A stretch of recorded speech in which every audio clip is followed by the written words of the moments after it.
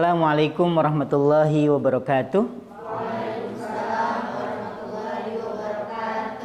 Alhamdulillahilladzi anzala sakinata fi qulubil mu'minin walhamdulillahilladzi arsala rasulahu bil huda wa dinil haqq liyuzhirahu 'alad dini kullih wa kafaa billahi syahida wa kafaa billahi nasira.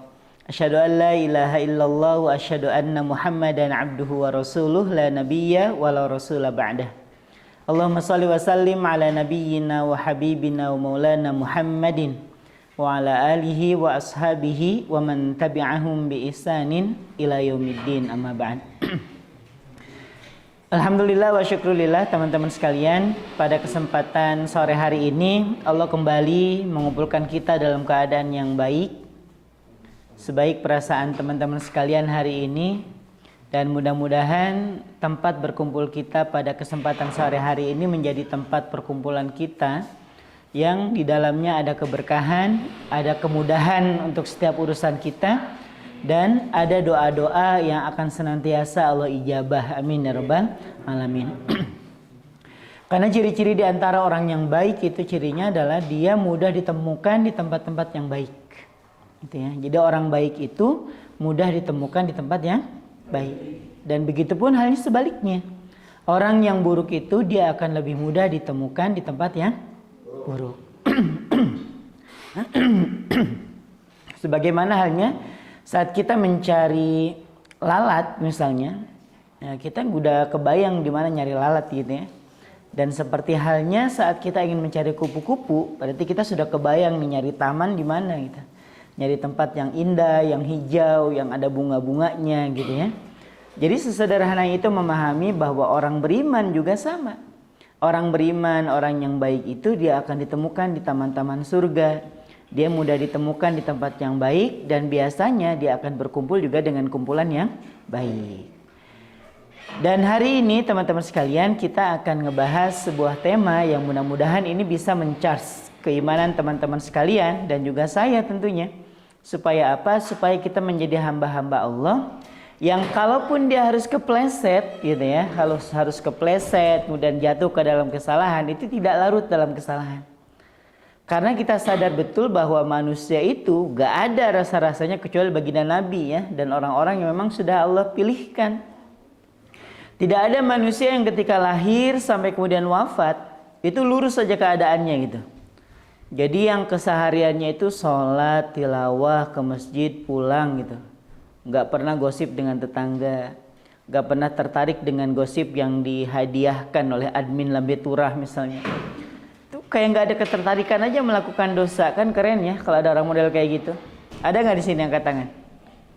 Yang gak ada kecenderungan melakukan kesalahan gitu. Ada gak? Jangankan cenderung melakukan kesalahan, ada gosip kabar angin aja. Itu nggak bisa tidur tuh semalaman. Besok kutanyain memang. Gak bisa tidur aku semalam. Wah gitu ya. Itu padahal baru kabar angin tuh. Belum kabar badai ya kan. Kabar topan dan semisalnya. Baru kabar angin aja itu sudah membuat kita merasa nggak nyaman.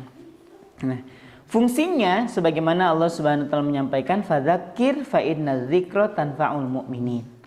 Berikanlah peringatan. Kenapa? Karena orang-orang beriman itu membutuhkan peringatan. Sekalipun dia beriman. Coba. Kita ini saat ngelihat kondisi handphone kita udah ada peringatan nih. Baterai tinggal 10%. Padahal lagi genting-gentingnya. Apalagi kalau misalnya teman-teman lagi ngelayanin konsumen gitu atau calon konsumen. Ku cabut ya, bayangin. Belum izin tuh. Jadi izinnya itu sambil berbarengan dengan tindakan. Keren. Ku cabut dulu ya. Coba bayangin, dicabut dulu kemudian dia cucuk tuh. Paham ya? Ngecas. Dan punya temennya juga sama. Tinggal 7% misalnya kan, rebutan gitu. Pokoknya pinjam dulu bentar. Ini penting nih kita. Itu baru handphone. Handphone itu kalaupun ternyata kita sedang menyelesaikan satu masalah, itu cuma urusan dunia. Urusan dunia. Tapi kan ini kan untuk nanti akhirat juga. Paling porsi akhiratnya berapa sih? Kalau ternyata deal nih sama konsumen misalnya. Deal. Kita misalnya dapat 5 juta nih. Misalnya dapat 5 juta. Saya jamin gak bakal juga disedekahin 4 jutanya. Iya enggak? Teman-teman dapat nih 5 juta. Yang mau disedekahin berapa? 5 Ini kira-kira aja dulu. Teman-teman dikasih 5 juta nih, dapat uang 5 juta. Berapa yang bakal disedekahin? 1 juta ini 500 tuh. Belum dapat aja udah pelit. Ini kan baru ngandai-ngandai ya. Ini kan baru seandainya. Ini sekiranya teman-teman dapat 5 juta. Kalau saya bilang Ustadz, seandainya Ustadz hari ini dapat uang 5 juta, berapa Ustadz akan kasih? 5 juta. Kok pede? Ya karena memang berandai-andai kan ya. Andai dapat 5 juta, saya sedekahkan juga 5 juta gitu. Nah teman-teman sekalian, jadi porsi kita untuk akhirat itu paling sedikit aja. Itu untuk urusan HP. Lalu bagaimana dengan kita nih? Kita ini dinamis teman-teman sekalian. Asli gitu ya. Hari-hari masalah kita berbeda. Benar nggak? Ada nggak yang hari-hari masalahnya flat? Itu aja masalahnya nggak ada. Kecuali jomblo ya. Jomblo memang agak flat masalahnya gitu ya. Paling denger lagu galau, nangis gitu kan. Ngelihat dia lewat dengan yang lain nangis gitu kan. Lewatin jalan yang pernah dilalui. Jalan apa biasanya yang biasa dilalui sama ayang, bebek, mantan gitu ya? Jalan apa? Jalannya sama aku, nikahnya sama dia. Ya. Itu contoh ya, contoh. Baik teman-teman sekalian, apalagi kita yang dinamis kayak gini, yang kompleks masalah hidupnya, hari-hari berganti masalahnya.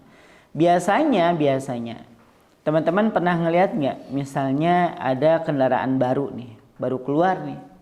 Itu biasanya hari keluar pertama itu disayang betul tuh, baik motor ataupun mobil. Itu motor pertama kali kita dapat, ya Allah hari-hari kita cuci, ya kan? Hari-hari kita perhatikan betul gitu. Belum dipakai aja udah dicuci, bayangin coba ya. Saking deket betul gitu, sayang betul dengan motornya. Tapi kalau sudah lama, sudah setahun, nggak usah setahun, nunggu aja 2 bulan 3 bulan. Motor tuh penuh dengan daki ya.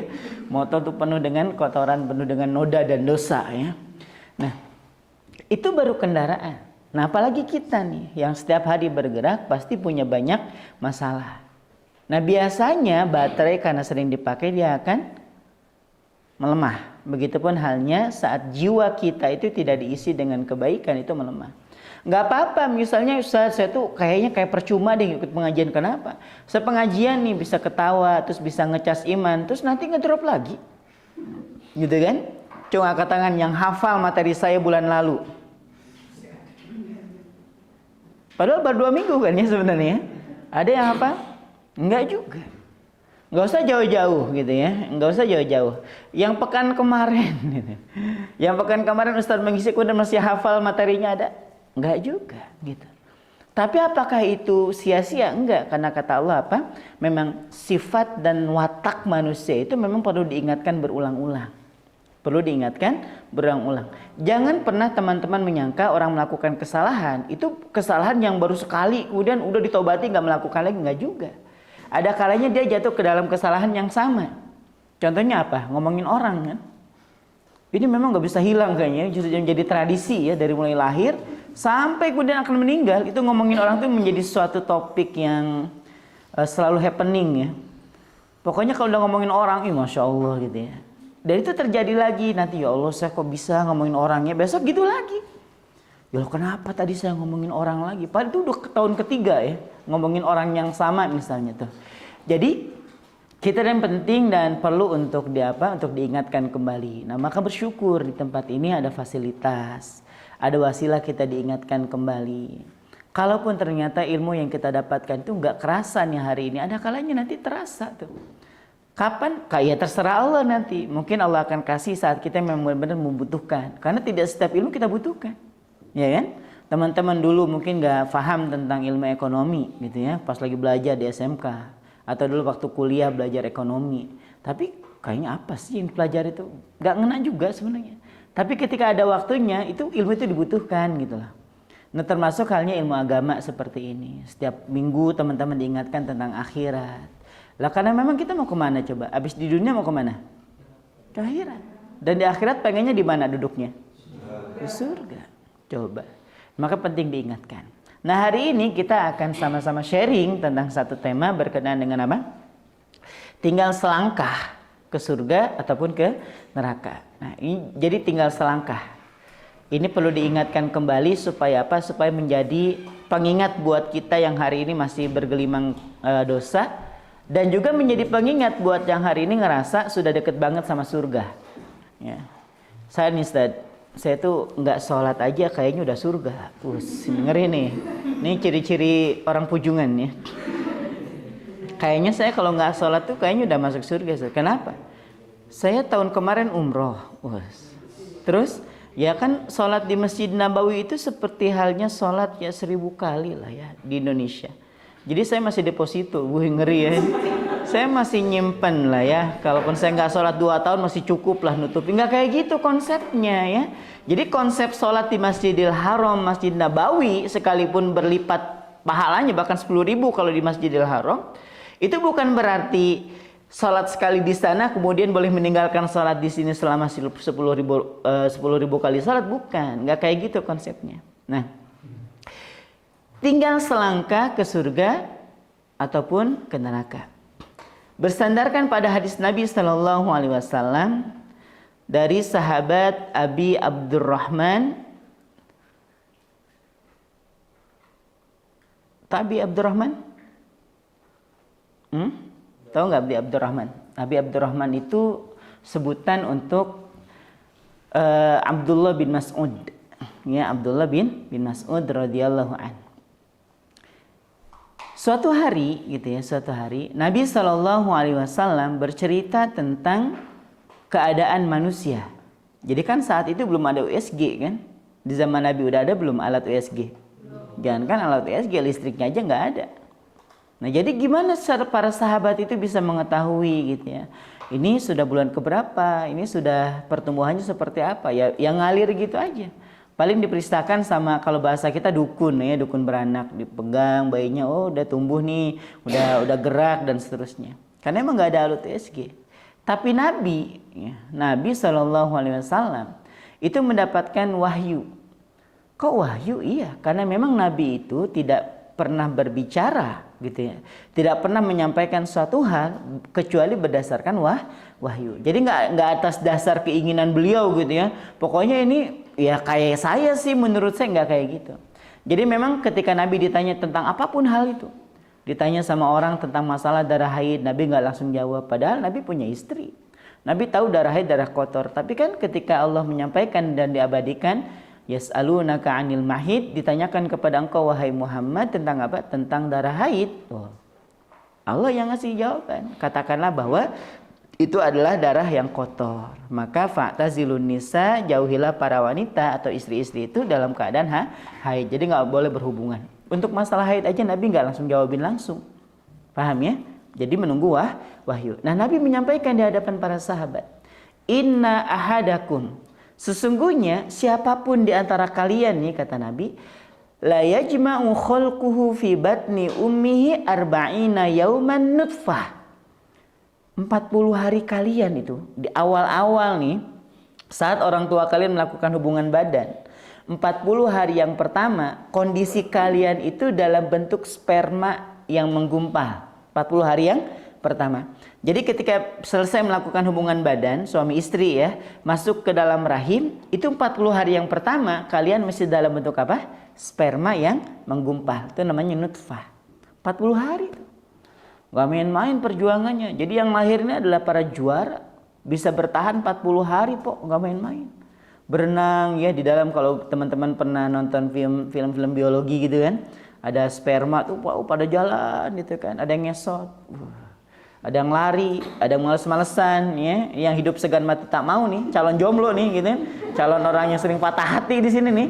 Nah, yang lain meleset set gitu kan.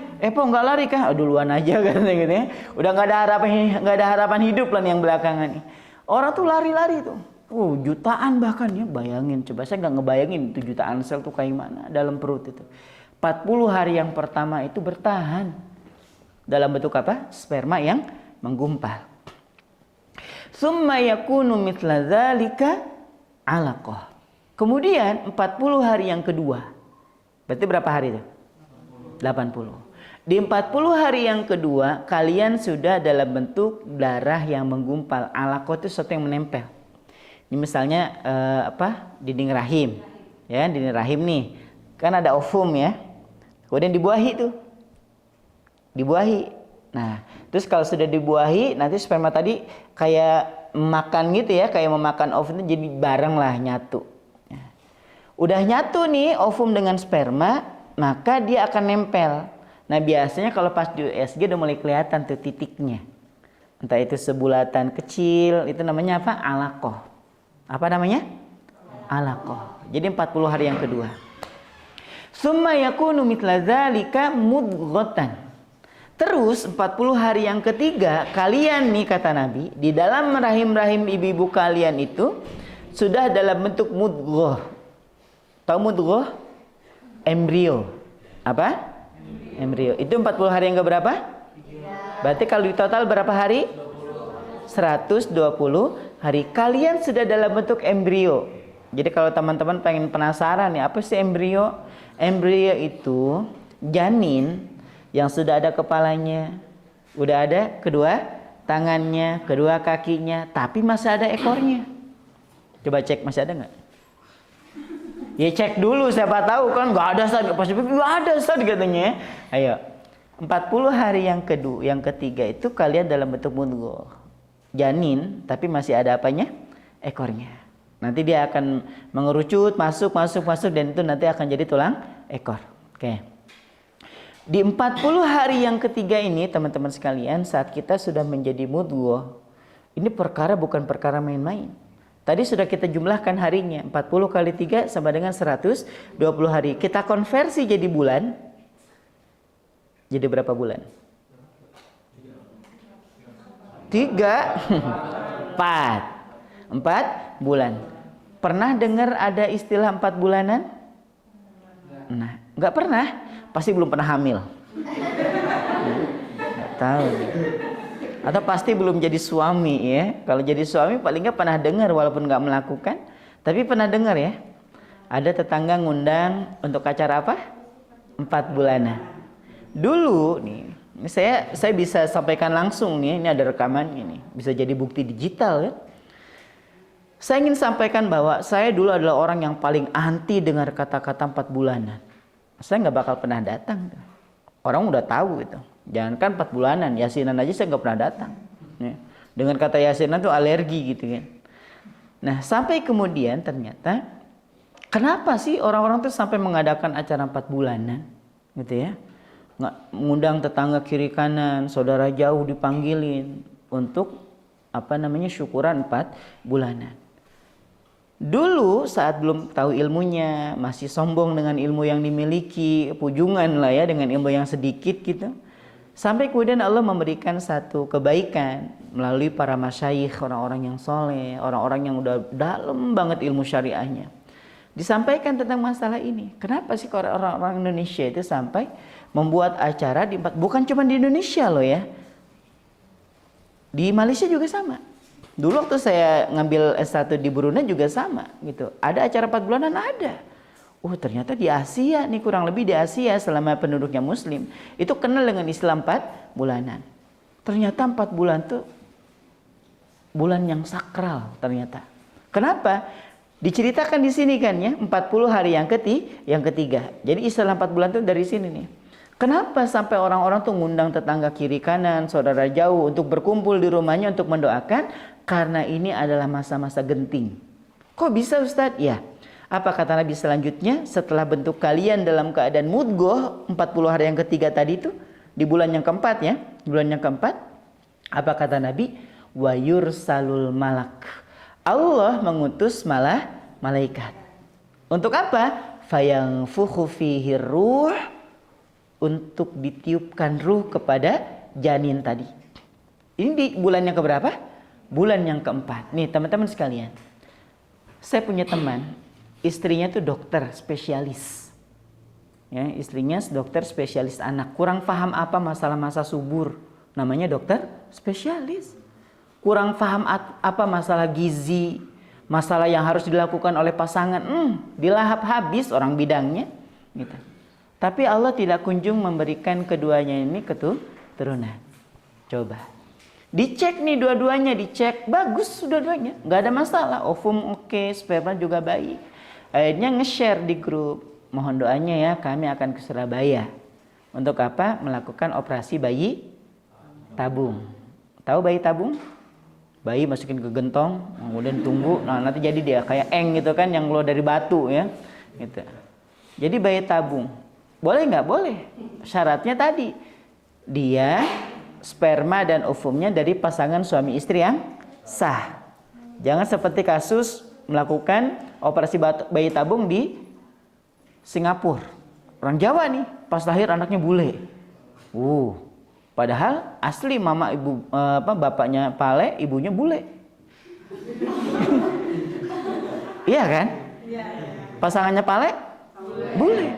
Yang lahir bule betulan. Nah, ini masalah nih. Ini masalah. Ini nggak boleh, ini haram. Tapi kalau dari pasangan yang sah, misalnya ovumnya diambil dari istrinya, spermanya diambil dari suaminya, digabungin. Kami doain itu dalam grup doa, mudah-mudahan bla bla dan seterusnya. Udah nih lama gitu ya, di WA lagi di grup. Alhamdulillah proses penyatuan sperma dan ovum berhasil. Bahagianya kami waktu itu. Barakallah, masya Allah gitu kan, udah selesai.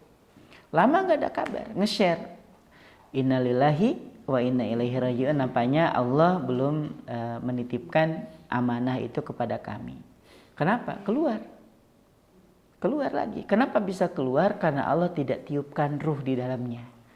Kalau dokter dengan ilmu yang Allah titipkan kepada mereka bisa menyatukan ovum dan juga sperma. Tapi masalahnya dokter punya nyawa nggak untuk dikasih ke calon bayi ini? Nggak punya, itu masalahnya. Sehebat apapun nih alatnya yang bisa membuat tumbuh, maka ketika keluar sudah dalam keadaan mudghah, atau mudghah tadi ya, embrio tadi, dalam keadaan embrio dikeluarkan. Kenapa? Kata dokter, ini nggak ada nyawanya. Dia bertumbuh sampai di usia keberapa? 120 hari lebih itu. Tapi masalahnya Allah tidak meniupkan ruh di dalamnya. Kalau dibiarkan jadi apa nih? Bangkai. Gimana? Ya udah dikeluarkan. Coba bayangkan. Nah, disinilah kenapa orang-orang tuh memanggil tetangga kiri kanan dan saudara-saudara jauh untuk apa? Untuk mendoakan. Untuk mendoakan mudah-mudahan proses yang satu ini berhasil. Kenapa? Kalau misalnya sudah lewat dari 120 hari ke sananya, itu lebih nyaman teman-teman sekalian. Itu lebih tenang. Kenapa? Udah ada ruhnya. Kalau di awal itu kemungkinan gugur. Ini teman-teman yang punya kawan yang pernah merasakan keguguran, itu paling rentan gugurnya itu di usia seperti ini memang. Bulan pertama, bulan kedua, bulan ketiga, bulan keempat. Belum saya ini sampai hari ini ya, terutama orang yang saya kenal, belum saya menemukan ada orang keguguran di kandungan 8 bulan, 9 bulan. Saya pribadi ya, kalau teman-teman mungkin pernah. Tapi jarang kasusnya. Karena memang ini masa-masa genting. Makanya ada istilah 4 bulanan. Tujuannya apa? Minta doa, doain ya. Ini mudah-mudahan si jabang bayi sehat. Mudah-mudahan bisa ditiupkan ruh yang baik. Mudah-mudahan proses peniupan ruh juga berjalan dengan baik. Ini bukan perkara main-main. Bukan cuman itu loh ternyata prosesnya. Apa kata Nabi SAW selanjutnya? Setelah ditiupkan ruh, wa yu'maru bi arba'i kalimat, Allah memerintahkan kepada malaikat yang diutus tadi untuk mencatatkan kepadanya 4 hal. Berapa? 4. 1. Bikat birizkihi, dicatatkan untuknya rezekinya. Kebayangkan? Kita baru 120 hari di dalam perut. Pertama kali ditiupkan ruh oleh Allah Subhanahu wa taala, yang dijaminkan untuk kita apanya? Rezeki. Jadi nggak usah khawatir. Nggak usah pakai gaya begadang. Ya kan? Pokoknya siang nggak tidur, malam juga tidur cuman sejam tidur. Ngejar itu tadi, ngejar target misalnya. Nggak usah terlalu segitunya, biasa aja. Wa ja'alna al-laila libasa wa ja'alna an-nahara apa? Ma'aba. Udah nyambung kemana? Wa ja'alna al-laila libasa wa ja'alna an-nahara ma'asya. Dijadikan malam hari itu buat tidur, buat istirahat. Tidur, bukan sekarang, nanti malam tidur katanya. Nanti malam, bukan pas pengajian ya. Dan dijadikan siang itu untuk mencari penghidupan. Tuh, jangan ditukar, jangan dibalik. Siang udah nyari penghidupan, malam juga nyari penghidupan. Ya segitu-gitu aja rezekinya, nggak bakal lebih, nggak bakal berkurang. Ya bukan berarti sudah Ustaz tidur aja besok gitu. Ya nggak gitu ya. Resign Ustaz dari Syahdina, kenapa? Allah sudah menanggung rezeki kita semuanya. Iya betul ditanggung. Masalahnya rezeki juga perlu dijemput ya. Bukan berarti kita tidur, rezeki datangan. Ya nggak gitu konsepnya. Nah, untuk yang pertama ini sudah ditetapkan oleh Allah tentang rezeki. Supaya apa? Supaya bisa memberikan ketenangan kepada orang-orang Arab jahiliyah kala itu. Tahu nggak? Di zaman jahiliyah dulu, kalau ada orang sudah punya 5 anak, 5 ya, maka anak yang keenam itu nasibnya tragis loh. Seriusan nih.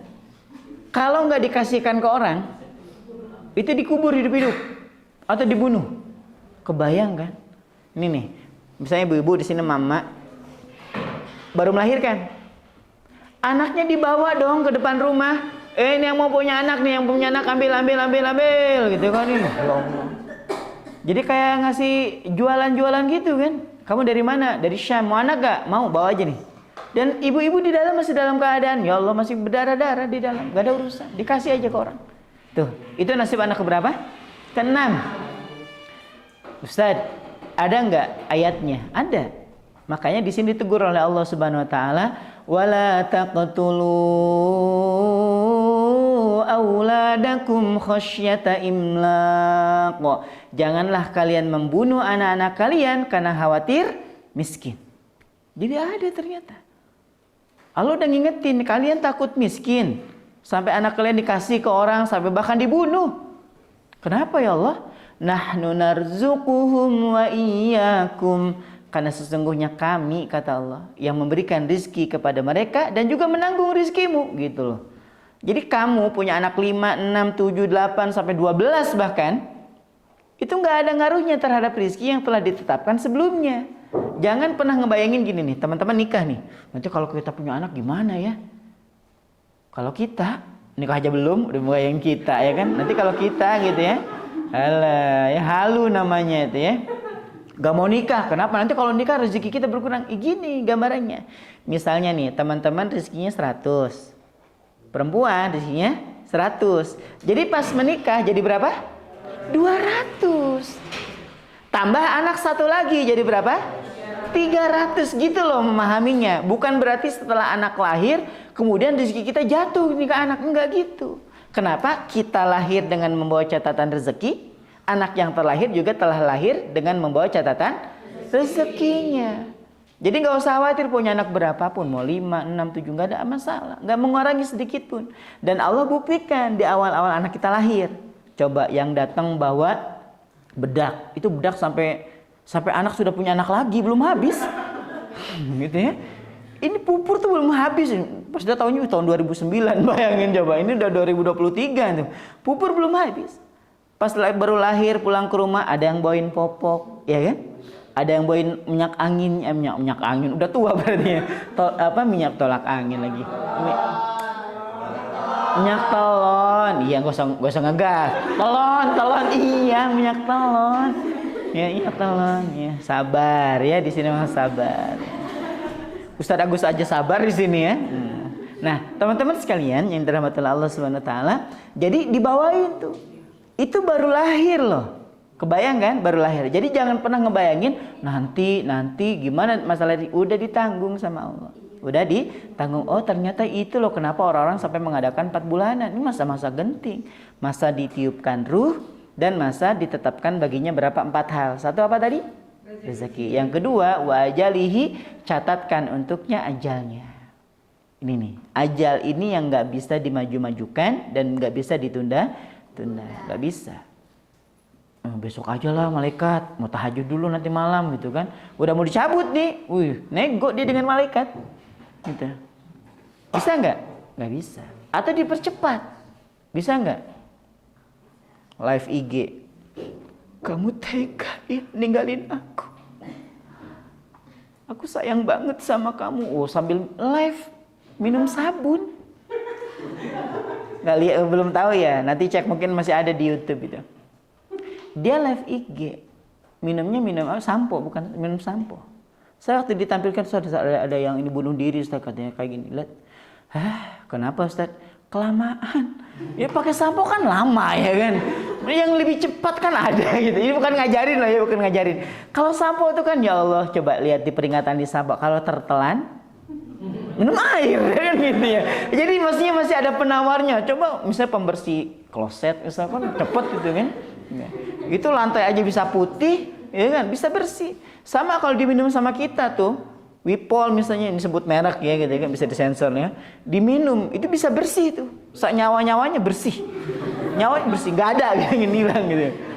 Ini ya Allah live IG minumnya minum sampo. Kan kasihan gitu, maksudnya lama. Ya kalau langsung mati, kalau enggak gimana? Hidup enggak, mati enggak gitu ya. Setengah-setengah gitu. Nah, teman-teman sekalian, makanya Allah melaknat nih orang-orang yang berputus asa model kayak gini. Nih, kalau teman-teman nih, misalnya teman-teman meninggal dalam keadaan sakit dan banyak dosa, masih bisa masuk surga. Teman-teman meninggal gara-gara tertabrak, sedangkan teman-teman belum sempat taubat, masih dimungkinkan masuk ke surga. Tapi kalau ada orang mempercepat kematiannya dengan cara menyayat nadinya atau ngegantung di gedung yang kosong, kemudian dia melilitkan lehernya, kemudian gantung diri gitu, dan kemudian meninggal, ini nggak usah ngarepin surga deh, udah nggak usah. Itu pasti kemana? Neraka sudah itu. Kenapa? Nggak ada harapan sudah. Jadi kalau ada orang sampai gantung diri, sampai menyayat nadinya sampai mati karena berputus asa gitu ya, ditinggal dapat surat undangan nikah dari mantan, langsung sepaneng gitu kan, gantung diri, ya Allah. Ini ya Allah, nggak ada harapan, nggak ada harapan. Mendingan kayak kita normal nih ya, normal. Misalnya wafat karena sakit, wafat karena tua, karena masih banyak dosa dan sebagainya, masih dimungkinkan. Tapi orang yang bunuh diri, sebagaimana yang Nabi kabarkan buat kita, kalau ada orang yang menusukkan benda tajam ke perutnya, maka dia akan seperti itu keadaannya. Di kuburan aja dia kayak gitu, set, teriak, dihidupin lagi sama Allah, tusuk lagi, mati lagi, dihidupin. Sampai kapan? Sampai hari kiamat. Udah masuk neraka nih belum orang nih? Belum, baru di alam barzahnya aja kayak gitu. Yang melemparkan dirinya dari ketinggian ya seperti itu, dia naik lagi ketinggian, diloncat lagi, ngerasain sakitnya, dihidupin lagi, gitu aja sampai hari kiamat. Kebayang nih kalau minum sampo. Kan lucu ya, kata malaikat, lamanya orangnya. Coba cepet matinya gitu, mati lagi, dihidupin lagi, minum lagi sampo. Iya kan? Kalau kita bisa mati keselak Salome, ya misalnya ya kan, bunuh diri makan Salome sebanyak-banyaknya gitu kan, ya paling di alam kubur kan keselak Salome gitu ya sampai hari kiamat. Tapi ini kebayang nggak orang seperti itu? Udah nih, ini sengaja saya sampaikan kisah model kayak gini supaya apa? Supaya teman-teman tahu bahwa kematian itu konsepnya sama halnya dengan rezeki. Saya sudah sampaikan di bulan yang lalu kalau nggak salah. Kematian dengan rezeki itu sama konsepnya. Mereka yang datengin kita, ya, mereka yang datengin kita. Pernah nggak dengar kisah di zaman Nabi Sulaiman? Ada orang yang ngadu kepada Nabi Sulaiman, wahai Nabi Sulaiman, ya, aku tuh risih, nah, kenapa? Itu nguntit aja terus. Yang mana tuh? Dia dikuntit terus kemana-mana, dikuntit gitu ya. Nanti ada lagi dia ngintip gitu kan. Nabi Sulaiman tahu nih. Apa kata Nabi Sulaiman? Kata Nabi Sulaiman apa? Itu malaikat maut, Pok. Itu malaikat maut. Ya, betul Kak, betul. Apa katanya? Coba deh tolong kabulkan satu aja permintaan saya. Kirim saya ke negeri yang jauh. Kirim saya ke negeri yang jauh. Nabi Sulaiman punya kekuasaan untuk itu atas izin Allah. Mengendalikan air, angin, terus apa lagi, tanah. Kayak eng gitu kan ya. Jadi empat elemen ya dikuasai gitu ya. Maka orang ini diterbangkan. Dipindahkan ke satu negeri yang dia minta, negeri yang jauh. Malaikat ternyata, malaikat juga udah di sana. Jadi orang ini sampai di sana di hari memang dia akan meninggal, malaikat juga baru nyampe di sana. Jadi sama-sama tewa gitu kan? Loh katanya, sama-sama ada di sana. Ternyata tahu nggak teman-teman sekalian? Ketika Allah memberitakan kepada malaikat, engkau cabut nyawa si fulan di sana. Malaikat juga nanya, Allah, si fulan itu di sini. Tempatnya di sini. Kenapa aku harus ke sana? Ya kata Allah, ya sudah, perintahku itu ya itu sudah. Malaikat kan nggak ada protes. Akhirnya pergi ke sana. Ternyata itu kejadiannya. Saat dia minta kepada Nabi Sulaiman untuk dipindahkan ke satu negeri yang jauh untuk menghindari kematian, sebenarnya dia sedang mendatangi kematian itu. Qul innal mautal ladzi tafirruna minhu fa innahu mulaqikum. Katakanlah wahai Muhammad, yang kematian itu, kematian yang kalian lari daripadanya, sesungguhnya kematian yang mendatangi kalian. Gitu. Jadi kita lari ke sana. Ya, sebenarnya kita sedang mendatangi kematian. Semakin jauh apapun kita melakukan perjalanan dalam rangka menghindarkan diri dari kematian, sebenarnya kita sedang mendekatkan diri dengan kematian itu. Sama dengan rezeki juga sama. Sama dengan konsep rezeki sama. Kita nyari kemana, memang di situ tempatnya itu kita jemput. Gitu. Nah, maka dari itu teman-teman sekalian, kalau untuk masalah berbicara tentang kematian, meninggallah dengan cara yang wajar ya. Terutama yang labil-labil kayak gini nih, yang masih SMK kayak gini ya. Biasanya kan mudah-mudah patah hati, ya kan, mudah terluka, mudah di PHP-in, dan itu berulang kejadiannya. Biasa gitu ya, sakit hati nanti menjalin hubungan lagi, putus nyambung gitu kan, gak jelas ini ya. Sudah gitu. Nah, jadi kalau anak SMA bilang I love you, I miss you, I need you, itu pasti bohong. Pasti bohong. Gitu. Aku sayang banget sama kamu. Paling juga 6 bulan. Setelah itu apa? Lulus sekolah. Setelah itu bilang gini nih, Dek, kayaknya kita udah ya. Kenapa? Kamu tuh terlalu baik buat aku. Bilang aja ada yang lain, ya kan? Gak usah pakai acara kamu ada lebih baik, kamu terlalu baik. Sama si perempuan juga sama. Bilang ke si abang, Bang, kita udahan ya. Kenapa? Kamu tuh terlalu sempurna buat aku. Alah. Dengerin kotak kardus ya. Itu bohong gitu ya, itu bohong. Paling 3 bulan nanti jali lagi dengan yang lain, stalking lagi ke orang, mulai PDKT, kayak gitu-gitu aja sudah gitu ya. Jadi kalau misalnya ada yang megang kayak gini tangan teman-teman perempuan nih, halalkan atau tinggalkan, gitu harusnya ya. Jangan ini dipegang tangannya, apa-apaan, ya, jangan gitu ya. Ini tali Valentine, misalnya di Valentine tuh kan, kalau Valentine tuh kan, tuker-tukeran coklat, tukeran hadiah, itu sudah nggak usah. Ini dia buat kamu, itu apa nih? Untuk menunjukkan perasaanku kepada kamu, nggak usah diterima. Ambil aja Bang, kalau mau kita tukeran tulang aja.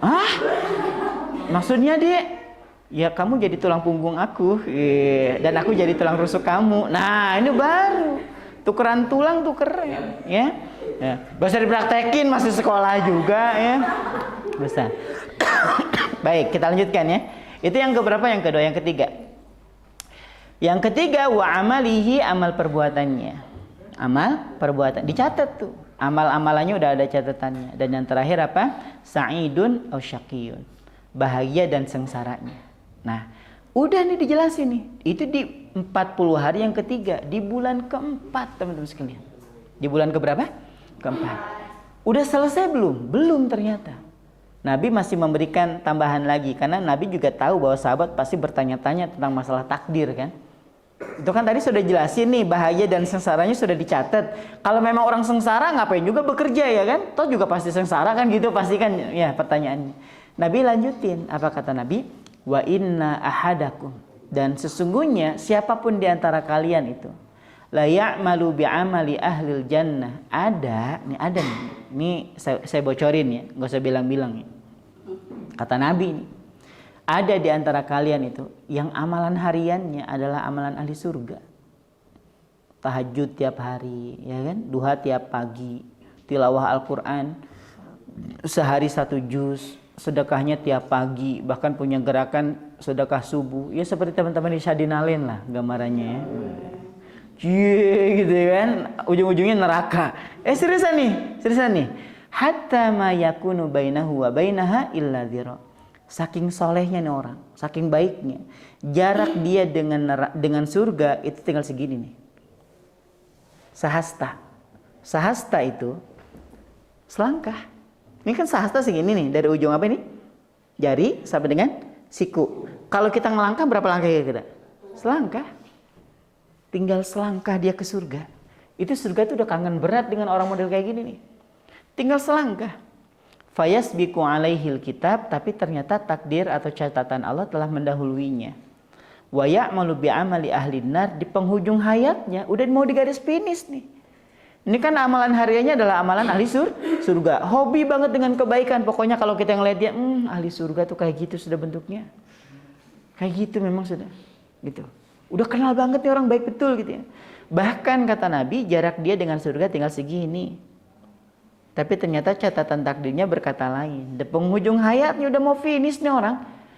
Wa ya'malu bi'amali ahlin nar, dia sempat melakukan amalan yang biasa dilakukan oleh ahli neraka. Fayadkhuluha, lalu dia pun masuk ke dalam neraka. Ya Allah, tinggal selangkah harusnya bisa ke surga, tapi ternyata endingnya di mana? Neraka. Wa inna ahadakum, dan ada juga di antara kalian nih sebaliknya, la ya'malu bi'amali ahlin nar, amalan hariannya adalah amalan ahli neraka. Hatta ma yakunu bainahu wa bainaha illa dzira.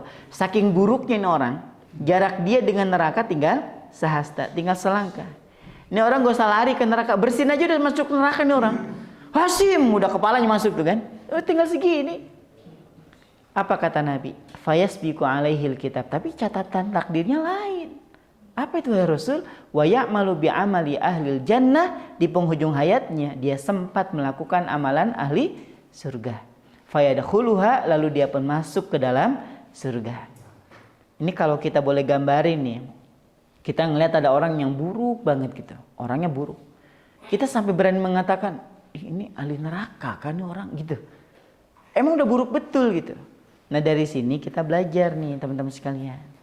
Kan tadi saya di awal kasih prolog. Ini untuk memberikan peringatan buat kita yang hari ini banyak salahnya, banyak dosanya. Dan sekaligus memberikan peringatan yang ngerasa bahwa hari ini sudah banyak kebaikannya. Supaya ngaca dari sini nih, berkaca. Jangan-jangan ya Allah, saya hari ini rajin sedekah, rajin puasa, rajin ngaji, rajin bantu orang, bahkan rajin tahajud. Di penghujung nanti jangan-jangan ke neraka nih. Dan sama nih yang sekarang juga melakukan banyak kesalahan, ya Allah. Kayaknya hamba buruk betul ya Allah. Tapi kayaknya surga nih. Enggak juga, kayak gini salah konsep ya, salah konsep. Jadi buat orang yang sudah dalam melakukan kebaikan, minta sama Allah gini.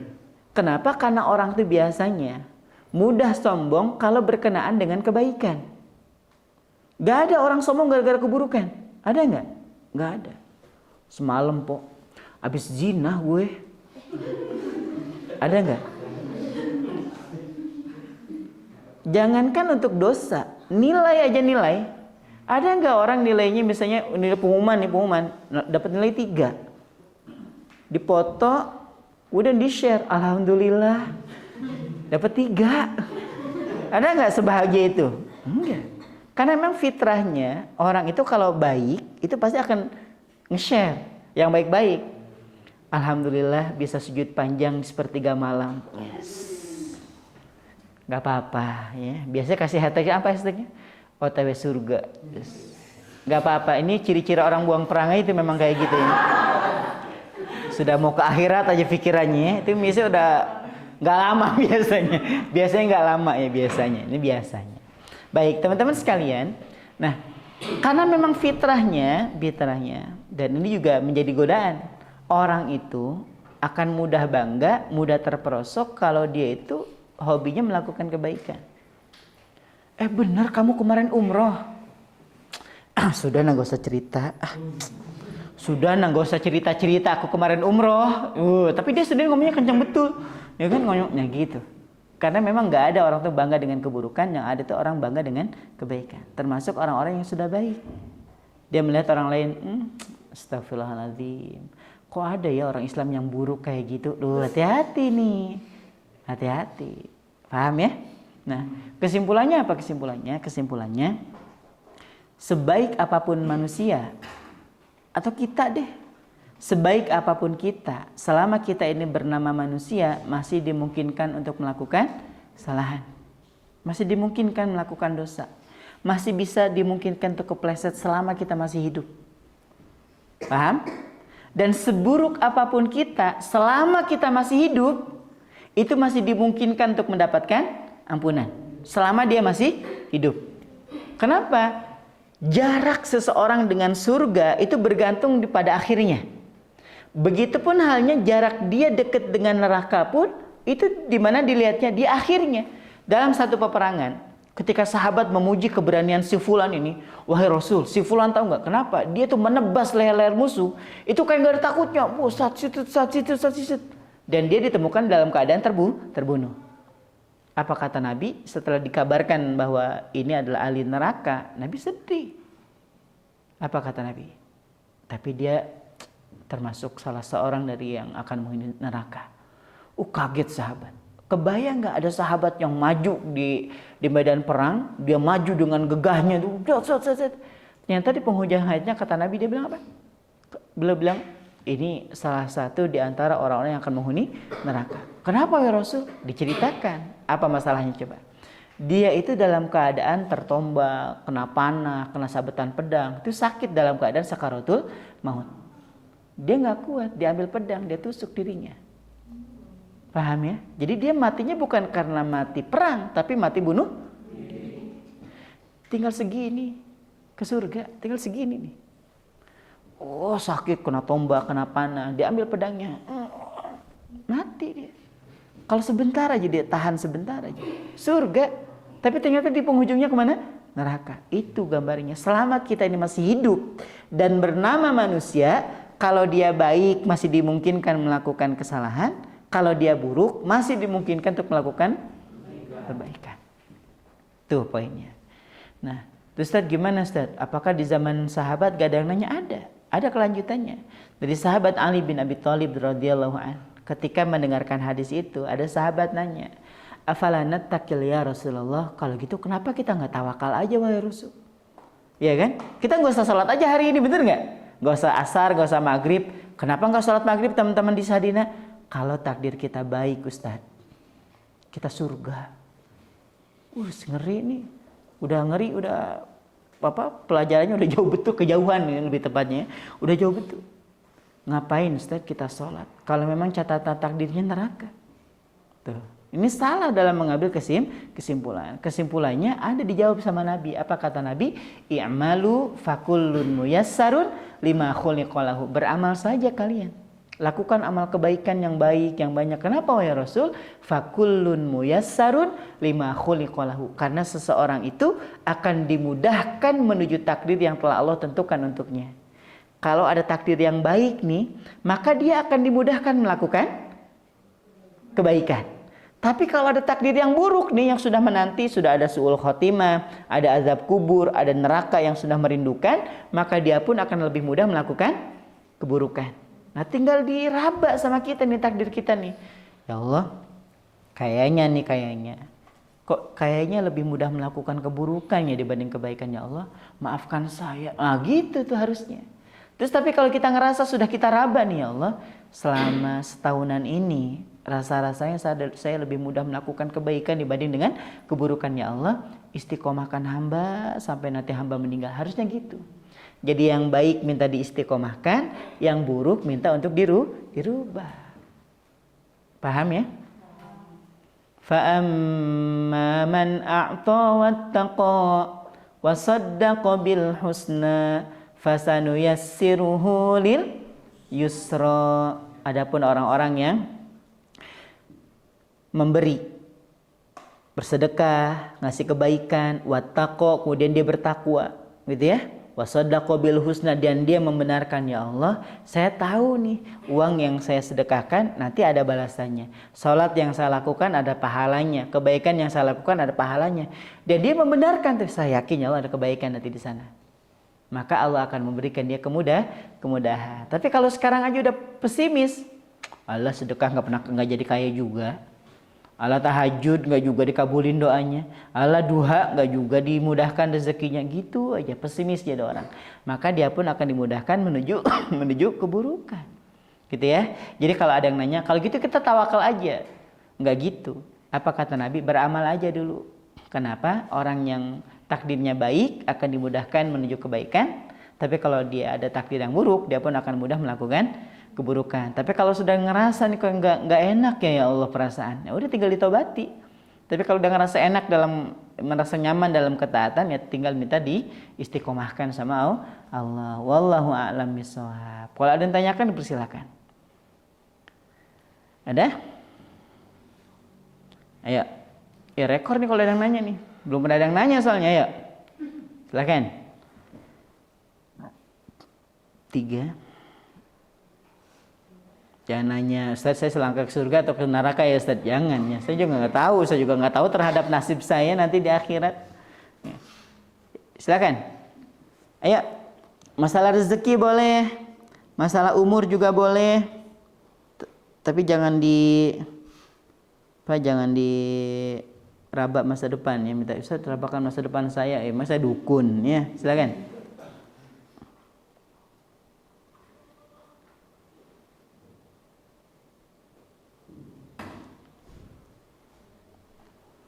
Ada? Ayo. Jarang-jarang lo ketemu nih. Ayo. Ketemu lagi nanti tanggal 19 loh. Ayo, kalau nggak ada ya cukup. Oke, silakan. Kalau kaum muslim kan yang ngasih rezeki Allah, kalau kaum kafir siapa? Keren pertanyaannya. Yang ngasih mereka rezeki siapa gitu. Bismillah wassalatu wassalamu ala rasulillah ma ba'd. Saya kasih pertanyaan boleh ya buat yang nanya nih. Yang menciptakan orang muslim siapa? Yang menciptakan mereka yang memilih agamanya sendiri siapa? Allah juga. Jadi yang menanggung rezekinya Allah. Ustaz, tapi kan mereka tidak beriman, tapi Allah yang menciptakan mereka. Ada enggak Ustaz ayatnya? Ada.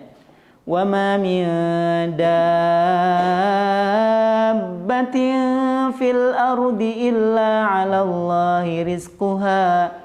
Tidak ada satu makhluk yang melata di atas muka bumi ini yang hidup, apapun itu.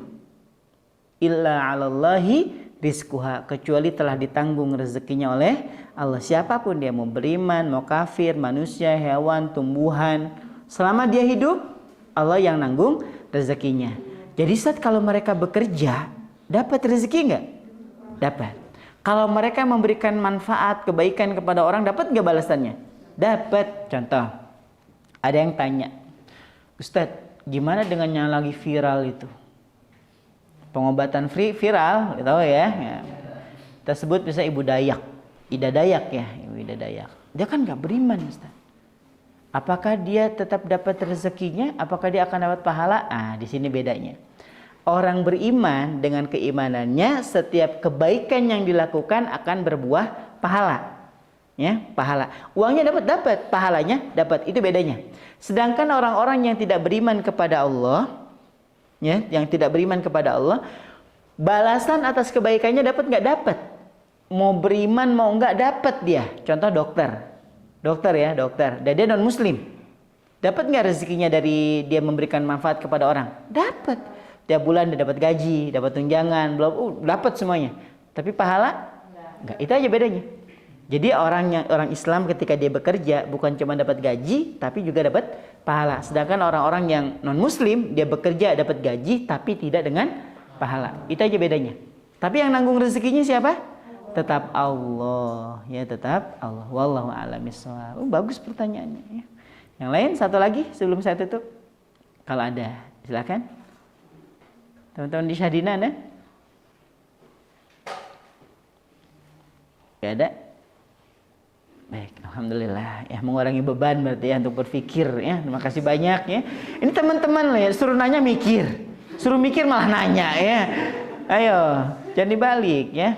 Baik, ini yang bisa disampaikan, kurang lebihnya mohon dimaafkan. Kita tutup dengan baca hamdalah. Alhamdulillahirabbil alamin. Kita sempurnakan dengan membaca doa kifaratul majlis. Subhanakallahumma wa bihamdika asyhadu an la ilaha illa anta astaghfiruka wa atubu ilaik. Assalamualaikum warahmatullahi wabarakatuh.